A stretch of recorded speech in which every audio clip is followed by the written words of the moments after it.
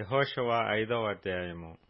వారు దాటుచుండగా ఇశ్రాయేలీయుల ఎదుట నుండి యెహోవా యొర్దాను నీళ్లను ఎండచేసిన సంగతి యొర్దానుకు పడమటి దిక్కుననున్న అమోరీయుల రాజులందరినూ సముద్రమునొద్దనున్న కనానీయుల రాజులందరినూ వినినప్పుడు వారి గుండెలు చెదరిపోయెను. ఇశ్రాయేలీయుల భయము చేత వారికిక ధైర్యమేమియూ లేకపోయెను.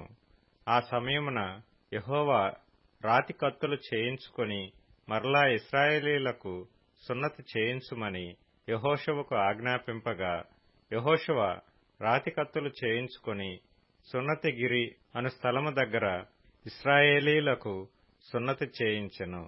యెహోషువ సున్నతి చేయించుటకు హేతువేమనగా, ఐగుప్తులో నుండి బయలుదేరిన వారందరిలో యుద్ధ సన్నద్ధులైన పురుషులందరూ ఐగుప్తు మార్గమున అరణ్యములో చనిపోయిరి.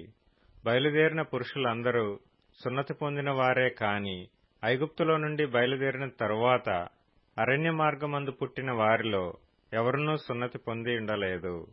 యెహోవా మనకు ఏ దేశమును ఇచ్చెదనని వారి పితరులతో ప్రమాణము చేసినో, పాలుతేనెలు ప్రవహించు ఆ దేశమును తాను వారికి చూపించనని యెహోవా ప్రమాణము చేసియుండెను గనుక ఐగుప్తులో నుండి వచ్చిన ఆ యోధులందరూ యెహోవా మాట వినకపోయినందున వారు నశించు వరకు ఇశ్రాయేలీయులు 40 సంవత్సరములు అరణ్యములో సంచరించుచూ వచ్చిరి.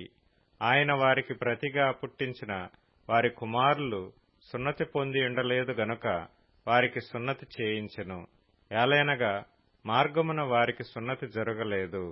కాబట్టి ఆ సమస్త జనము సున్నతి పొందుట తీరిన తరువాత తాము బాగుపడు వరకు పాళెములోని తమ చోట్ల నిలిచిరి. అప్పుడు యెహోవా, నేడు నేను ఐగుప్తు అవమానము మీ మీద నుండకుండా దొరలించి వేసి ఉన్నానని యెహోషువతో ననెను. అందుచేత నేటి వరకు ఆ చోటికి గిల్గాల్ అను పేరు.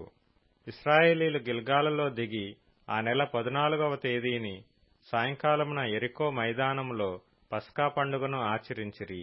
పస్కా పోయిన మరునాడు వారు ఈ దేశపు పంటను తినిరి.